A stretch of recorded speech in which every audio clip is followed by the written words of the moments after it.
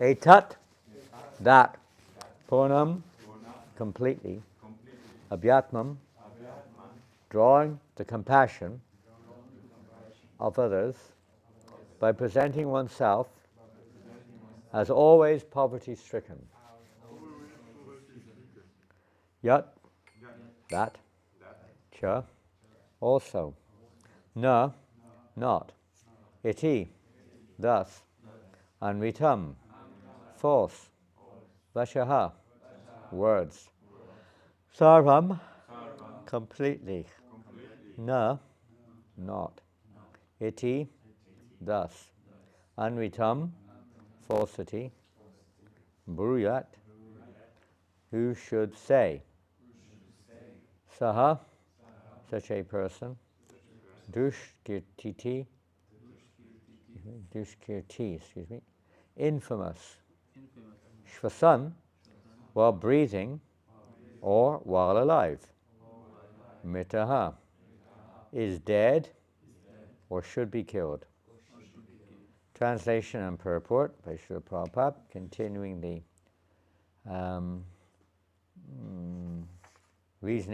argumentative reasoning of Shukracharya to try to convince Bali Maharaj to desist from making his promise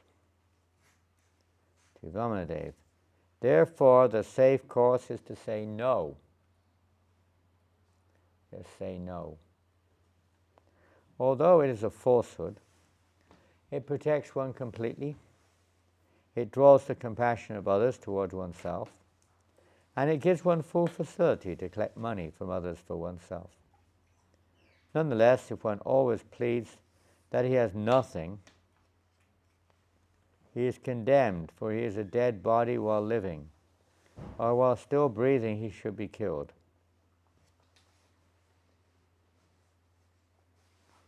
Purport. Beggars always present themselves as possessing nothing. And this may be very good for them, because in this way they are assured of not losing their money, and of always drawing the attention and compassion of others for the sake of collection. But this is also condemned. If one purposely continues this professional begging, he is supposed to be dead while breathing. According to another interpretation, such a man of falsity should be killed while still breathing.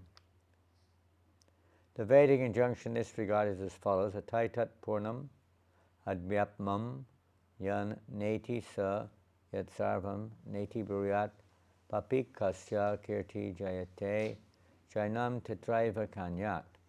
If one continually poses himself as possessing nothing and collects money by begging, he should be killed. Sainam tatraiva hanyat.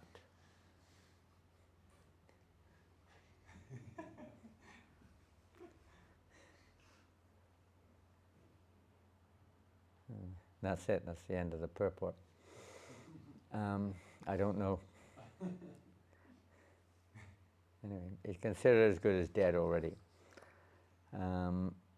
Or he should be killed. So Sukracharya is saying, don't do that, just say no. Common thing in France, isn't it? Just no. Sometimes they say, I've got no money. But usually it's no. It's almost a default. In fact, it's born into, according to the French, what's it called? I don't know. Tourist office, but beyond them, character of local people is to first of all say no. You say no first. It's easy to change your mind if you say no first. It's hard to change your mind if you say yes first. You say no before you even know what it's no for. No. Excuse me, no. Do you know? No. It's like a no. It's written there. It's right there in the, description of, I don't know the word, but character or nature of certain, every country has a certain, conditional, unknown, practically speaking, conditional way of reciprocation or knowledge of others. And it's a part of local tradition. So Sukracharya said, better say no. Don't present yourself as a poor, because he wasn't exactly poor. Prithu Maharaj, also emperor, in terms of position, maybe not the same. And Bali Maharaj was all universe. So it would be pretty hard to reason that I have no money, I have nothing to give, even if you wanted to. Many times rich people, especially in India, they cover their wealth. They don't present them, they don't look like wealthy people. Sometimes they live in meager facilities. Whether that's part of their reasoning, I don't know. That people won't pester them. Usually when you're rich, you get a lot of so-called friends. You notice that when people win a lottery, some kind of thing, whatever it is, they get a lot of money, sometimes millions of euros or whatever. Suddenly you've got a lot of friends you never even knew you had. Persons who previously didn't care less about you suddenly remind you how good a friend they are or close a relative they are. You suddenly realize that you wanted riches, but now riches have brought along another problem. So the pleasure you get when you won 10 million euros or something doesn't last long. And many people, including oftentimes the tax department, are very eager to cash in on your so-called fortune. So sometimes rich people disguise themselves, hide themselves.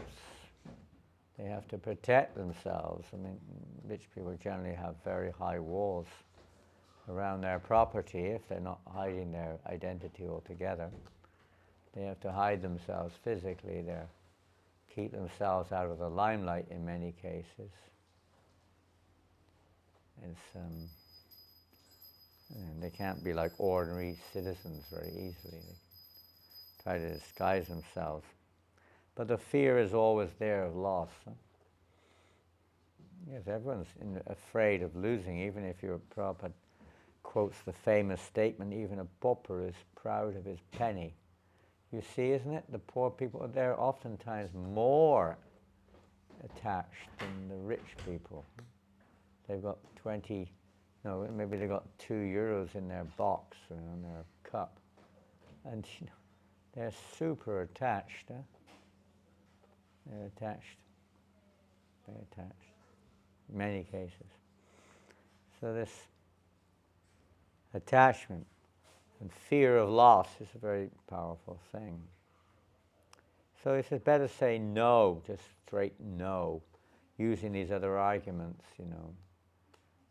you're going to be, family is going to be put into distress, and so on and so forth. So many logical, reasonable arguments. You don't give charity which is going to impair one's health or whatever it may be. On a higher level, we see that great personalities,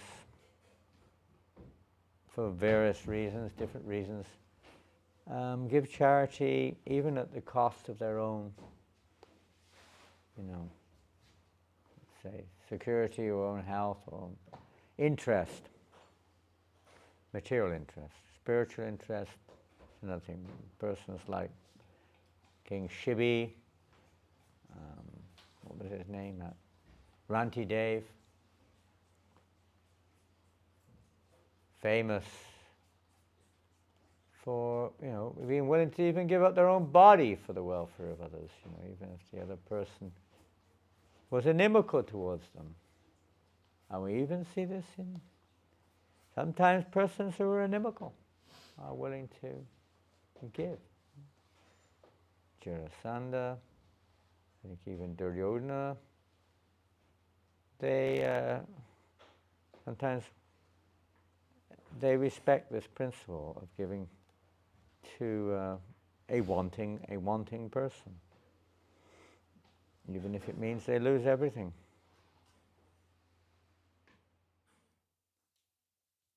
So Bali Maharaj also is of that. But Shukracharya is advising otherwise. It's not very good counsel. It's all part of Krishna's plan. We shouldn't think this is like, the devil or something tempting him. Krishna has his plan. Shukracharya is instrumental in that plan. And testing Bali Maharaj, testing him. Oftentimes these tests are there for more than just the individual's purpose, but for everyone's benefit to learn from these examples. In this world we will certainly be tested, and we're tested in various ways. When you go for street Sankirtan, you're tested. And we're tested every moment. How we react to circumstances. How Bali Maharaj reacted to this situation resulted, in one sense, in his own degradation. The result was that he was demoted. He lost his position as the emperor, lost everything, more or less.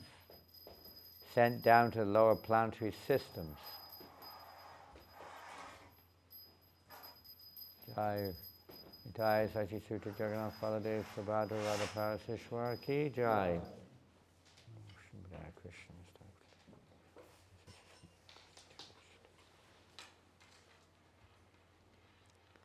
For a long time, what profiteth a man if he gain the whole world but lose his eternal soul? I think Jesus said something like that, isn't it? They understand the higher point. When Prithu Maharaj is traditional, same thing here, when Bali Maharaj and Vamanadev approached him, he's a Brahmin, qualified Brahmin, he would naturally want to give charity. When the four Kumars approached Prithu Maharaj, he immediately wanted to serve them, offer them whatever they required. But he used a very reasonable and transcendental, it wasn't an argument, it was a statement of fact. He said, actually, I have nothing to give you.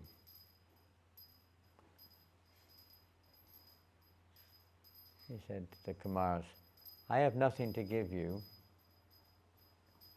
because whatever may be seen as mine is actually yours already.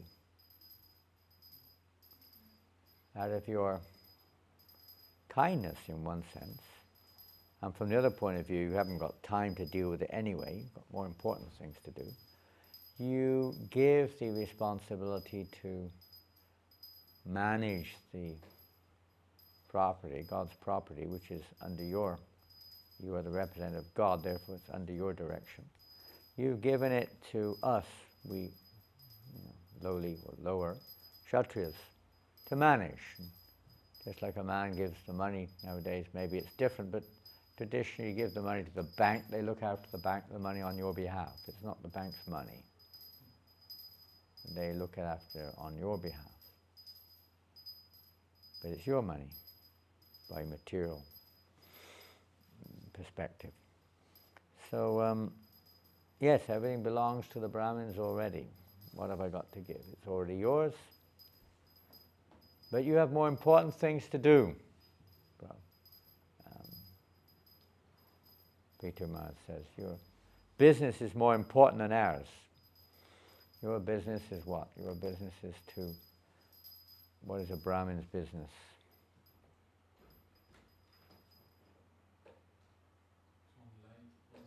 Excuse me? To enlighten others. Enliven? enlighten. Spiritual Yeah, knowledge. give spiritual knowledge to others. That's the highest you could say, or the greatest need and the purpose of human life, to aspire or to acquire spiritual knowledge. So that's the greatest service. We hear is a famous verse, one of the most famous verses, isn't it? Spoken by Lord Chaitanya Mahaprabhu, spoken by King Prataparuda, spoken by Radharani. Tavakatamitam, you know that verse? Tavakatamitam tapta jivanam kaviditam kamashapaham shravanam. How's it go? Shravanam mangalam shrimanatatam bhuvi gvinantiye buridajanaha. The buridajanaha, the greatest welfare workers, one who spreads this message, is the greatest welfare worker. Not just a welfare worker, he's the greatest.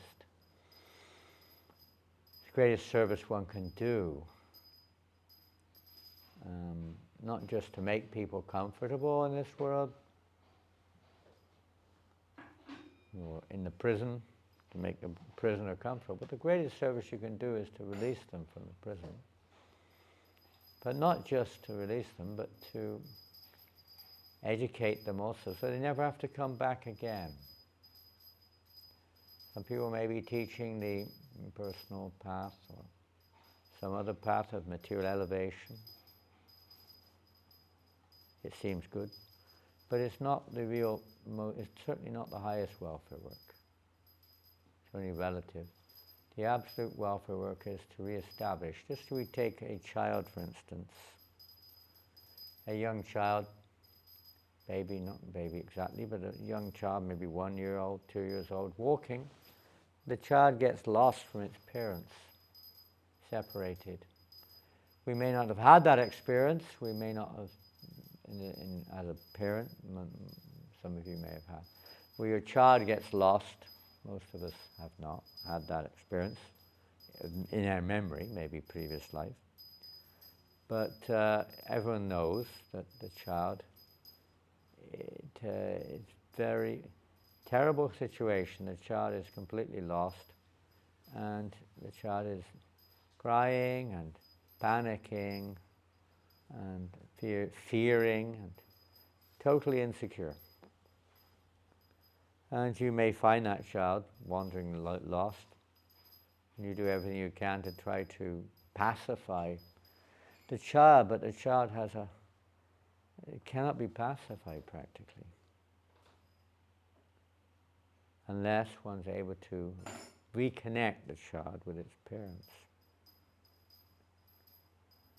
Nothing will really satisfy the child. Maybe to some degree after a while the child kind of like accepts the new circumstance, but it doesn't really satisfy the child. Only service, you can give the child chocolates, and some toys, some comfort. You try to give them loving comfort, whatever. And maybe to some degree there's some, relief, but it's not really satisfying to the self, to the soul, to the child internally. Only when you reconnect that child to the parents then the child feels great pleasure. A natural situation. The same thing in Krishna consciousness, is to reconnect with Krishna. It's not a question of just trying to satisfy the unending desires that come our way. That's by the reconnection with Krishna. All desires are satisfied. Soul is completely satisfied by pure devotional service. Nothing else can satisfy the soul. Maybe give some temporary relief, like a painkiller. Painkiller doesn't solve the disease, does it? A painkiller? No. You may be, not feeling the pain, but it doesn't remove the disease. or the pain that is being experienced. It may release the pain, but it doesn't remove the cause of the pain. The real welfare work is to remove the cause, not just to adjust. Like Shukracharya here, his arguments are all based upon materialistic principles, not at all on spiritual principles. Not at all. The greatest welfare worker is one who releases one entirely.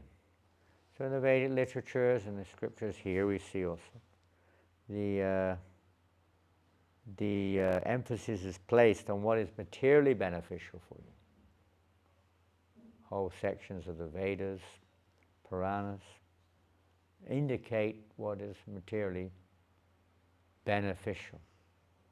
Dharma, Artha, Kama, and if that doesn't work, moksha.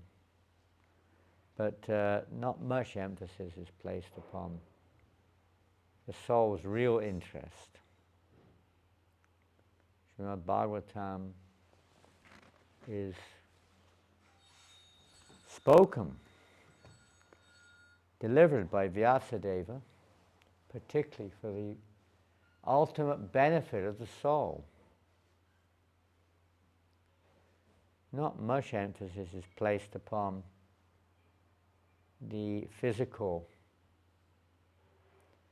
mental, physical needs or aspirations of the living entity, but rather by the principle of watering the root, the whole tree will flourish. Feeding the stomach, the whole body is nourished. That is the main principle, putting Krishna in the center.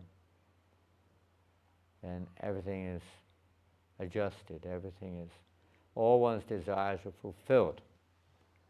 Yavan Artha Udapani Savatak Samplatodake, that all purposes are served by the great reservoir of water.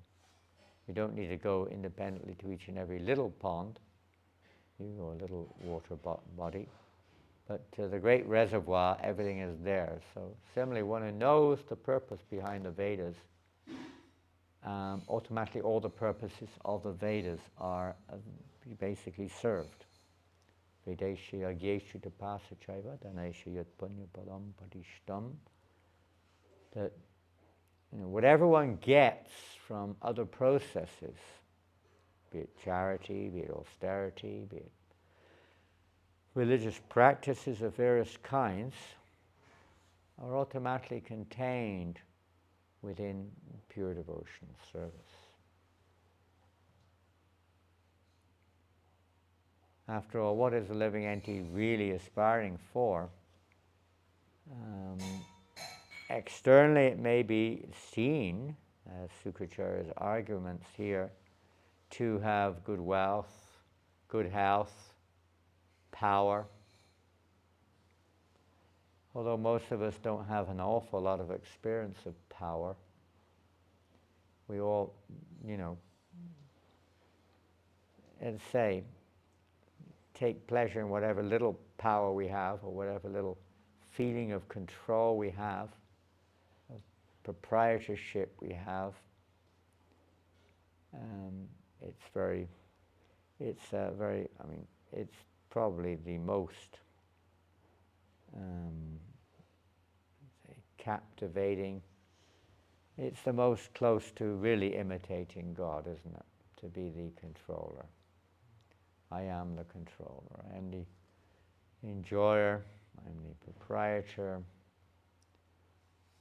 And the more you have of that in terms of quantity and recognition, the more you feel, what can you say, important, you feel great, you feel like God, guru, a temple president, president of a country.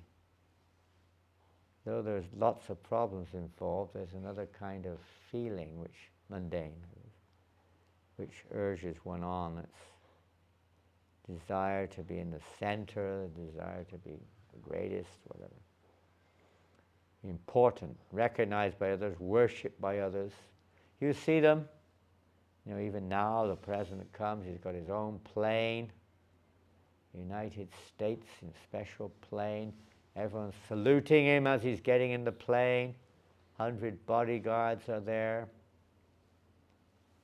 Red carpet on arrival. There's, isn't it? There's maybe some national band is playing and everyone's, welcoming him. He's put in a very opulent situation. There's a lot of, challenges, but it's everything in this world goes along with that. And we're trying to fulfill our inner intentions, our inner desires.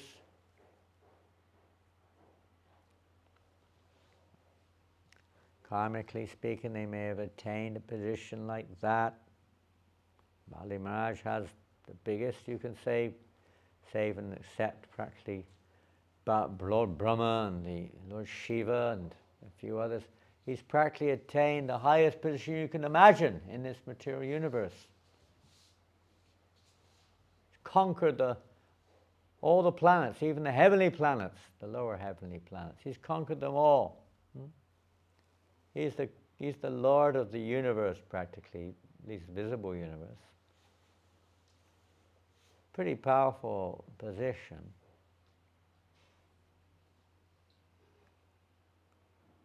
One time there was one person, his name was Howard Hughes. Have you ever heard that name? Howard Hughes? He's long gone. We're going back a few decades here, but he was the richest man on the planet by assets at that time. Even recently, the richest family in the UK were arrested and put in jail. They're Hindus,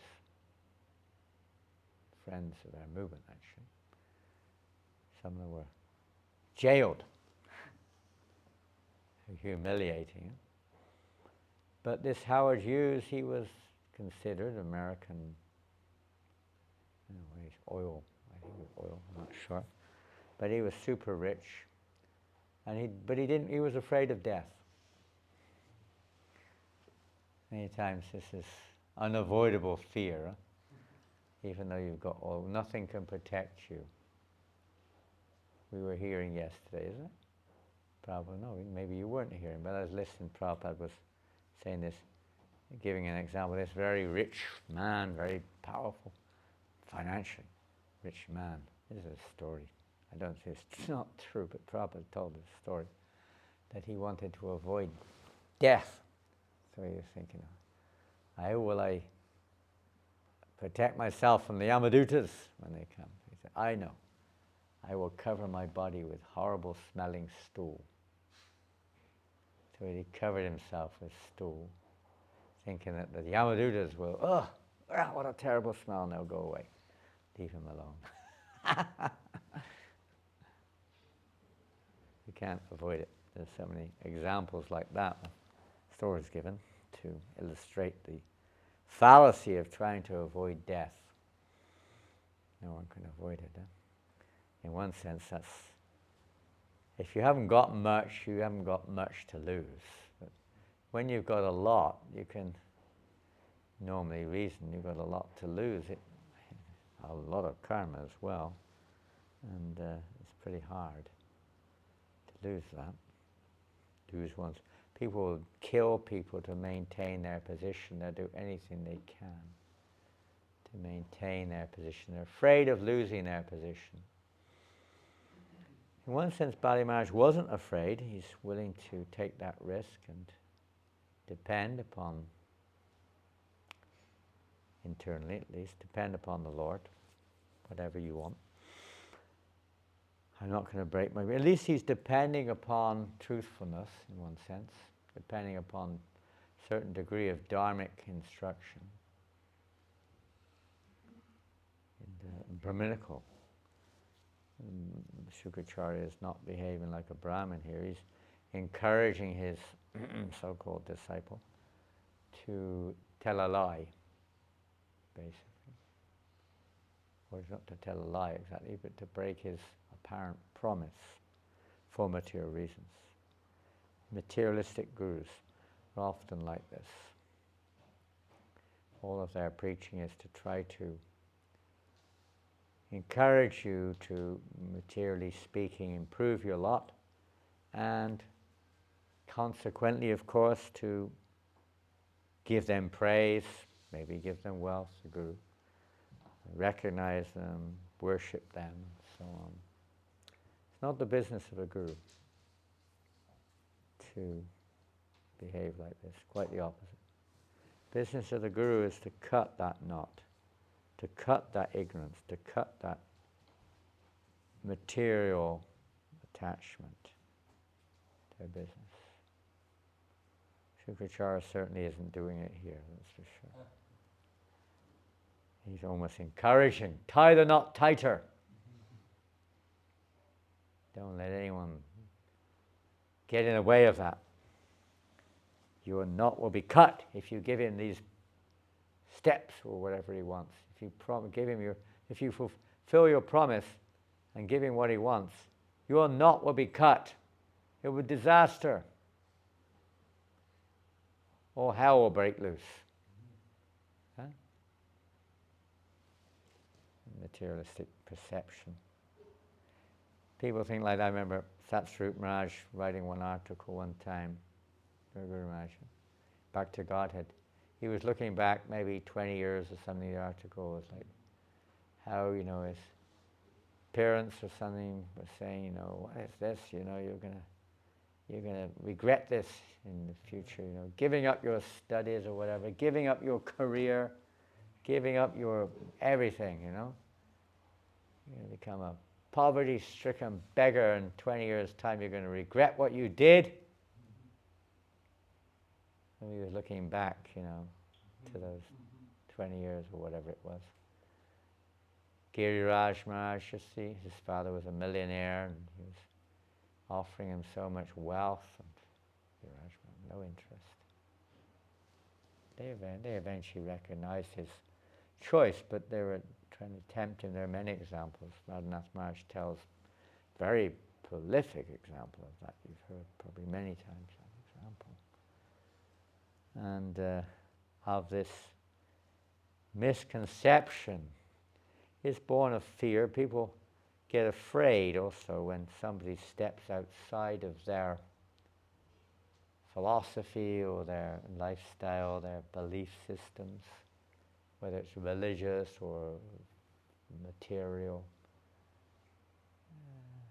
It's like disturbing, threatening. It's a threat. You feel a little insecure. And somebody steps outside of that, and even more so when they appear to be happier.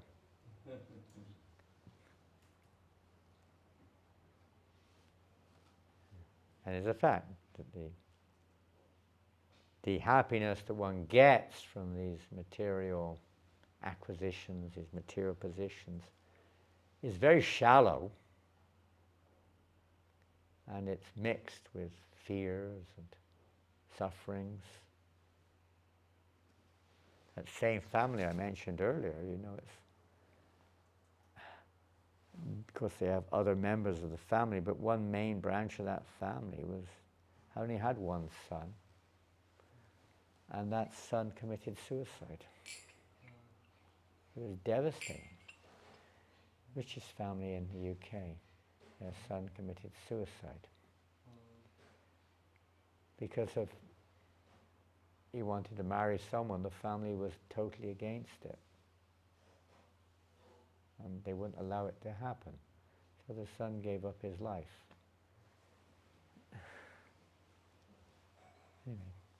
So many, you can't avoid it. Dukalayam Shashvatam, no matter how rich you are, Brahma Bhuvala Loka Punarvatinojana, from the highest planet down to the lowest planet, can't avoid it. It's going to be suffering. Unless we understand this principle, which is taught in this particular section a very essential understanding. It's not just following some moral principles here, debating over which one to follow. One side, Sukracharya, is saying this is going to, put all of your family into difficulty. It's going to cause so much disturbances if you do this. And on the other side, no, I must maintain my religious principle of promise, keeping my promise. They're both material. Maybe one is more, let's say, good than the other. One is relatively better than the other, but they're both material. The real issue here is this point of recognition of that actually everything belongs to Krishna. And the real satisfaction of which we're hankering after, looking for, is when we put all of that recognition and our life for the pleasure of Krishna, not our own, or our family, or human society, or even the universe. But everything for the pleasure of Krishna. That's where real satisfaction. And even a devotee is not even on advanced level, at least that is not even his motivation. Then you'll feel satisfaction. He doesn't even care. All that a pure devotee is worried about or thinking about is how to bring more pleasure to Krishna. And he'll undergo all kinds of criticisms, chastisements, rejections, whatever it may be, for that purpose of satisfying Krishna, or pleasing Krishna. You may get arrested, may get killed even, physically, with that, objective. Real devotee is not afraid of that. It completely depends on Krishna. He may have wealth. There was a time apparently when Yudhishthira Maharaj, someone can correct me on the details, but the principle I remember, I can't remember the story, it's decades since I heard it, how Krishna, I think, asked him, what would you like? And he wanted wealth. What do you want, wealth? What's this? I want to show that, that even your devotees, it's not that they have to be poverty-stricken. People think that devotees are all poverty-stricken. We should worship Ganesh. We're worshiping Krishna.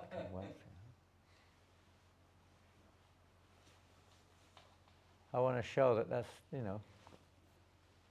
people are so mundane. I mean, Jesus used a similar principle, not in quite such a, not in that direction, but a similar thing, having to show material reasons why you should surrender.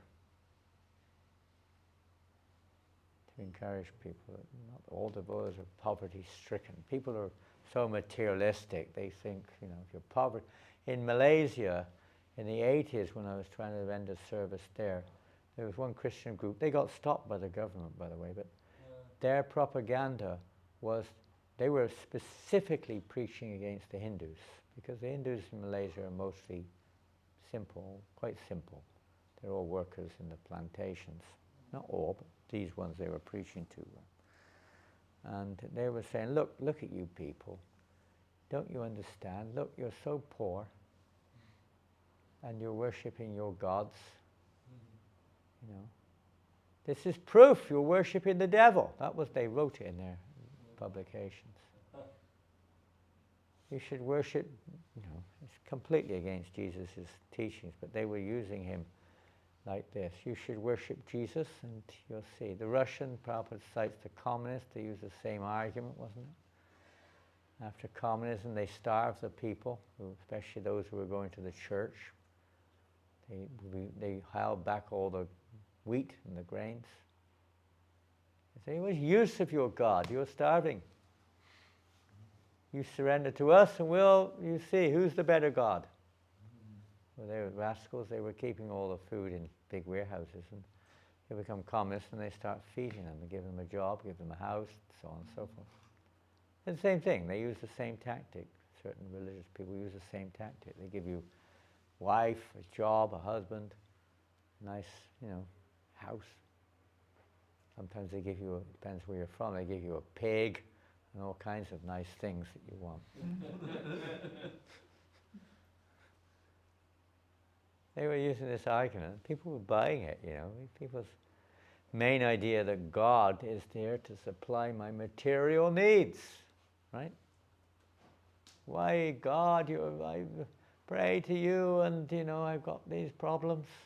My 109-year-old grandmother passed away. I prayed to you. Took everything away. There we go. I've heard the other side of the story, higher happiness. We heard a little bit yesterday about Dhruva Maharaj's realizations. Very hard for materialistic persons, so sometimes a little bit of, say, temptation is there. Using material things to tempt people, but that's not the ultimate purpose to maintain one's material position, to acquire material wealth, to fulfill material desires is not the purpose of life. It's not the purpose of religion. It's not the purpose of spiritual paths. To become healthy. Yoga is very good. You can become healthy. Yoga. Most people, when you say, oh, good, and they're thinking of health, right? Good health. Peaceful, good health. Free of your stress. Stress less. Isn't it? Maybe we use those lines because that's all people can relate to, basically. Isn't it? I mean, they can't relate to, oh, Krishna consciousness is so wonderful. You'll become free of all your material desires. You won't have any interest anymore in, sex life and intoxicants and sport, and you won't have any interest whatsoever, girlfriends, going to the beach. It's fantastic. You lose all interest in these things. You're not even worried if you're poverty-stricken. It's fantastic. It's hard for people to relate to that, isn't it? Very rare soul who's come to that platform of understanding. Even though burned out by material life, it's still very hard for them, They think, this is great relief, but it doesn't take them long. When they feel the relief, they go back out there again, try to enjoy it again. It doesn't take long. They feel a bit better. It's like a prisoner, he goes to prison and serves his time, and he gets out and he starts stealing again. Can't help it. It takes a lot to change those falsities. So Bhagavatam this is a very important lesson here. Otherwise, it's the 8th canto, 10th canto, only one in between now. This is one big stumbling block on our path, you could say, towards actually embracing the 10th canto of Bhagavatam. Can't jump over. As long as there's this center, self-centeredness in any way whatsoever, misconception about identity, yes, but also about proprietorship or devotional service. Little pride is there, removal of pride. That I am doing so much service. What is ISKCON doing for me? You've heard this, Krishna Kripa? I've heard it many times. I gave 30 years of my life to this movement, and now what have I got from it? I've heard this worded differently in different times, but basically statement is not an uncommon one. It's still this mentality that I'm the doer and I should be getting something external.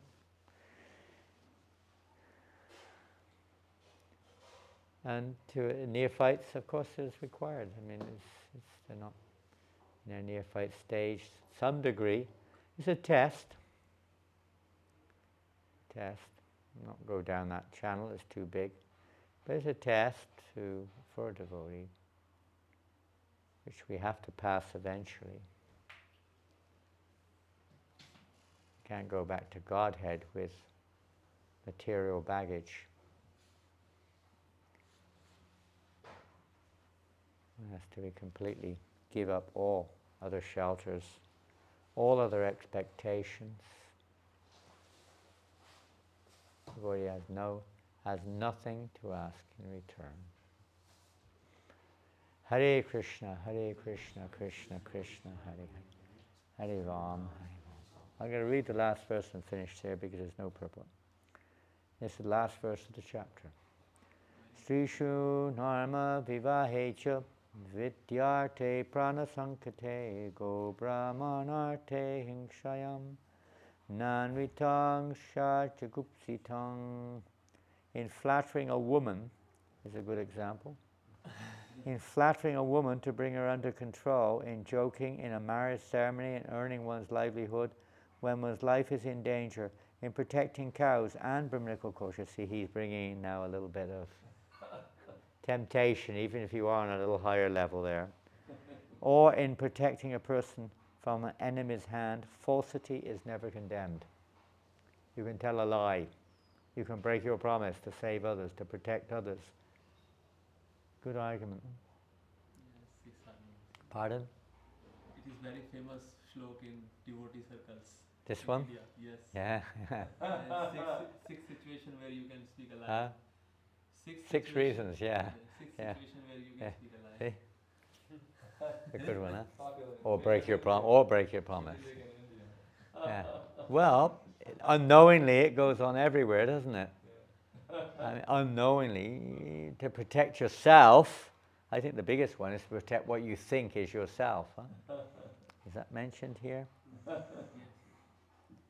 In protecting a person. Yeah, in earning one's livelihood, when one's life is in danger. Yeah. And there's reasons. There are situations where this is definitely applicable. This is not one of them. Well, it is in one sense, from a material point of view. But we're getting a higher lesson, otherwise we'll never enter into that higher plane. So Krishna is doing his job. He's most expert. Most expert. The whole world's basically following him now, huh? Pretty much. Huh? Even in India they're following him. And they call Bhagavatam. They quote this verse, huh? Yeah, it's a good one. In devotee circle, not public. Oh, devotees. Yeah. Yeah, devotees, yeah. Well, there's truth in that, because if you're a devotee, you see everything as Krishna's property. So we're going to certainly protect the cows, that's for sure.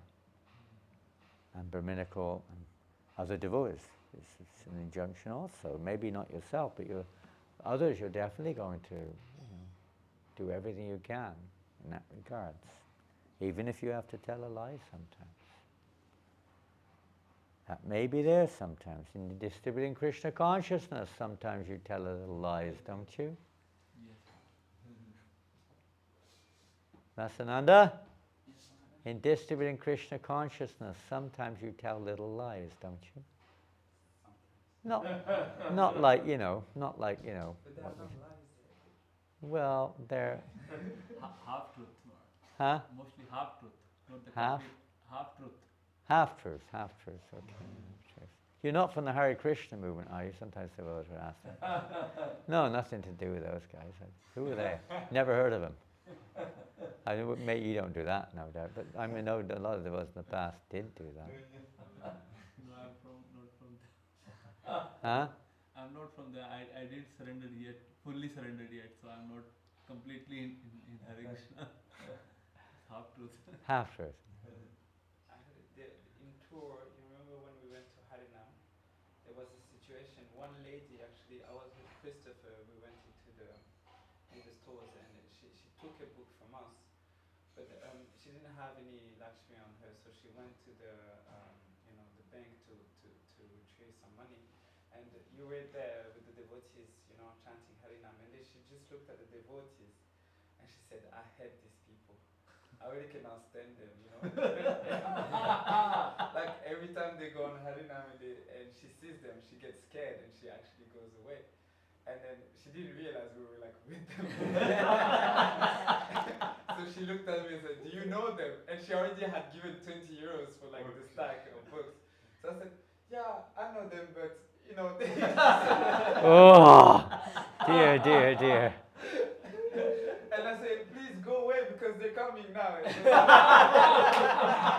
Hare Krishna.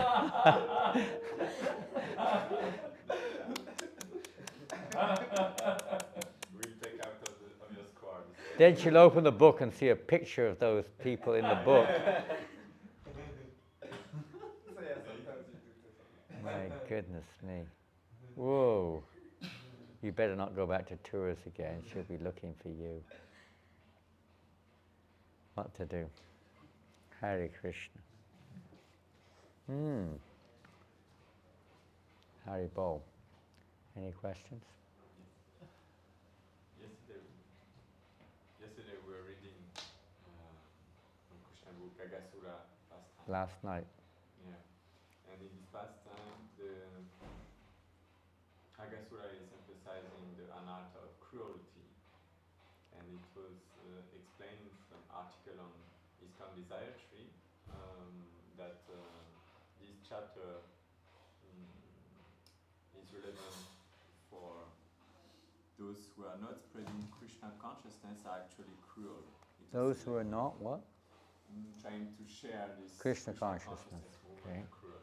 Uh-huh. I found it was a strong and very strong statement, and I was trying to understand deeper how it's cruel.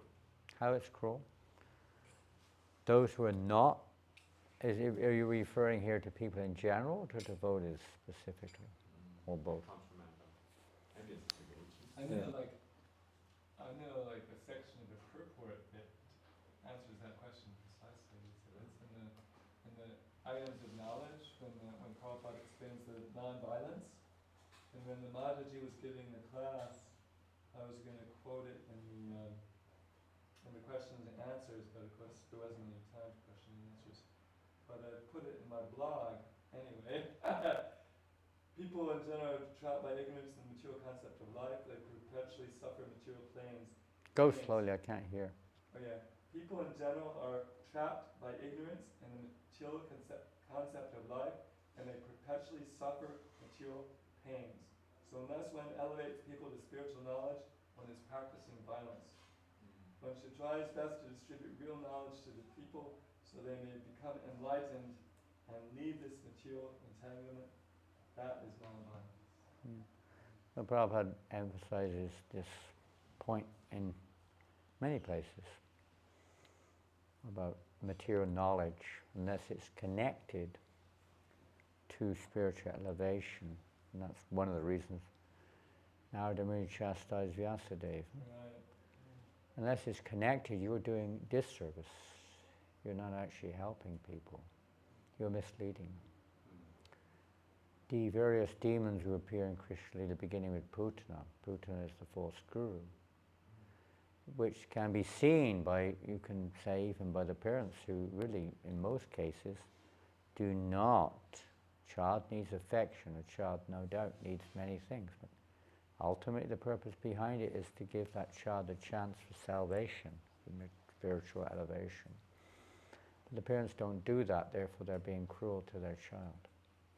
You're being cruel to yourself by denying that opportunity in this human form of life.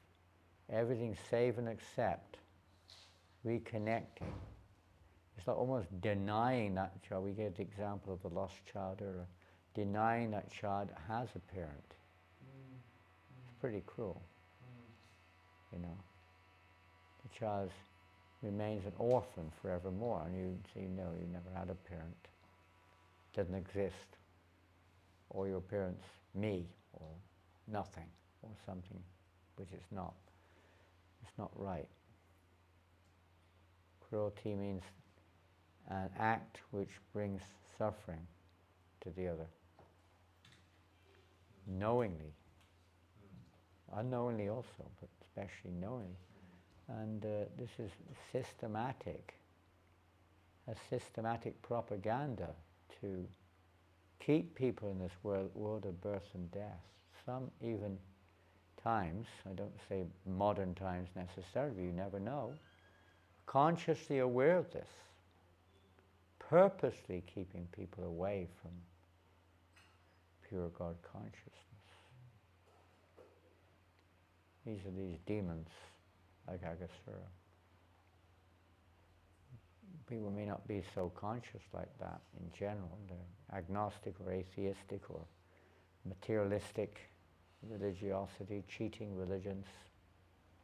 It's cruel not to give people, you've got the if you're a doctor, look at it from another angle now, the devotional point of view also. If you're a doctor and there's somebody who's suffering and you don't care or you don't give the medicine, you can, you're considered to be, guilty in a sense of cruelty. You remember the Titanic, when the Titanic went down? And I think there was one boat or something, one captain of a boat, he was accused of being, failed to help when he could have helped in that situation. And I think till the day he died, the case was being, filed on him.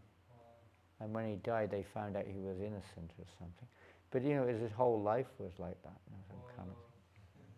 You're considered to be, cruel, because you could have helped and you didn't help. So devotees are also, we've got to bear that in mind when we've got something to give. If we do have something to give and we don't give it, it's cruel. Because the other person doesn't want it, what can you do? But at least you have to make it available.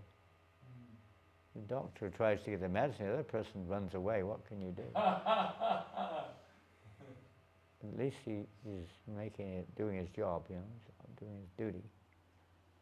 Bhakti-Siddhanta Maharaj says anyone, and he's not just referring to the public, he's referring to anyone, who impedes his sankirtan movement is a naishtika. He's an atheist. Whatever you call yourself, if you impede this sankirtan movement, you're an atheist, you're an enemy, you're cruel. Atheism is not a religion, but Bhakti-Vinod says it will be the main religion in Kali Yuga. Not really a religion, but it's a belief system. It's the most cruel belief system. It's not the most cruel belief system is Mayavad. It denies, it's like, it's literally denying entirely the relationship with Krishna. Atheism just doesn't accept it, but it doesn't close the door on it.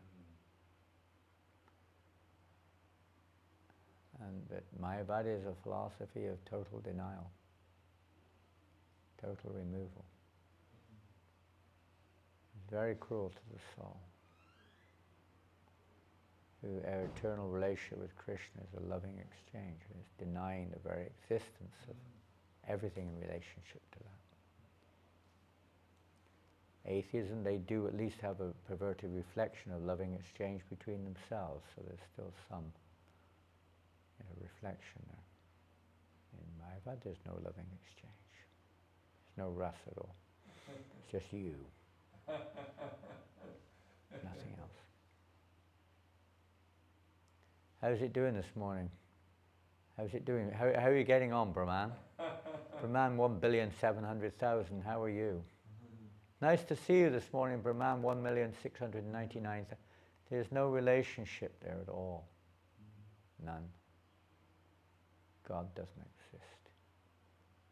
There's no rasa. This is the most painful thing to Krishna. You've totally cut him out of the picture. and put yourself in there.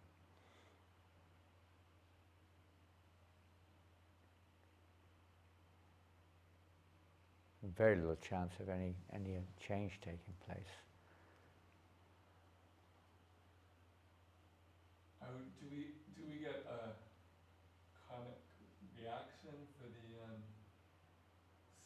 sins that people are committing because we're not preaching? Aren't you getting that already? We've got enough of that. I mean, we do feel. I mean, don't well, we you? are experiencing the negative effects of their association because we haven't preached to them, got them to change. Well, that's an indirect thing. But I mean, if you go somewhere, I don't know. Of course, we have usual common sense there, but obviously you can't just spend all your time. You have other things to do. You have to study. We're not transcendental to the modes of nature. We have to protect ourselves. It's also part of service. We may not be so advanced. We may have other things to do. We chant your japa and read Bhagavad books, and you have to rest. And we may not be so advanced as to. But in one sense, yes, we're not experiencing advanced state of devotional service. We're still mixed. So pure devotee is always in that mood. He may not be physically doing it, but he's in that mood of compassion to all living entities, always. Even if they don't directly relate with them for whatever reason, their heart is always in that mood of how to save the conditioned souls, how to do that. And sometimes you do feel that, you feel regret that you didn't. You ever had that experience? You didn't. Actually, when my mother died, I felt regret that I couldn't make her a devotee. I didn't have any more chances, basically. Yeah. So that's a pain. It's a suffering. It's a reaction when you get that. But that's a purifying reaction. Parikshit Maharaj, different things, but the same principle after he left the cave of Kaushik Rishi, after he put that dead snake around his neck, he felt very repentant, he felt very bad about what he did. And this is a sign of, it's a purification, it's part of purification. It's not that you're purposely, systematically trying to, not give Krishna consciousness to others. But, you may be not strong enough, or maybe whatever it was, some material obstacle in the way. We don't do it. Maybe there's other reasons, justifiable reasons. We don't. Sitting in a train, it's your only chance to read or whatever. Chant your rounds or rest. You just need a little bit of time before you go out on 6 hours of Harinam Sankirtan in Brighton or wherever it is. Like sometimes everybody needs to charge the batteries a little bit. You can't say, Prabhu, what are you doing here? I'm chanting japa. Why you should be out there on the street, Wake up, Prabhu, what are you doing? I'm trying to catch up on my rest. Catch up on your rest, this is you should be out preaching. What are you doing sitting here eating? You should be out preaching. What is this kirtan? You have no time for this kirtan. Get out and preach. Obviously we have authorities have given us other instructions too. So, use a little common sense there. Preaching is a very broad subject matter. Spreading Krishna consciousness. If you don't have Krishna consciousness, how can you spread it? If you don't have jam, how are you going to spread jam on your bread? The bread's there, you're there, but there's no jam. You got the knife, but there's no jam. You have to have jam to spread, don't you? You can't sort of take the knife. Yeah, would you like some jam? Here we go. And just stroke the knife over the bread. It isn't going to have much effect.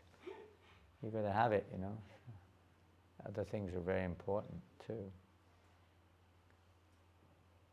You can only give what you've got. You can't give what you haven't got. Srila Prabhupada ki jai.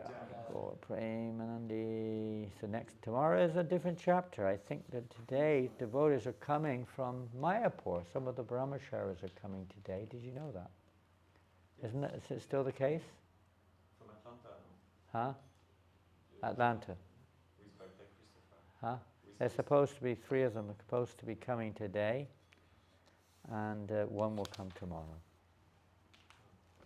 Vishnu Chitta, is that right, Rasika? Is that the latest news?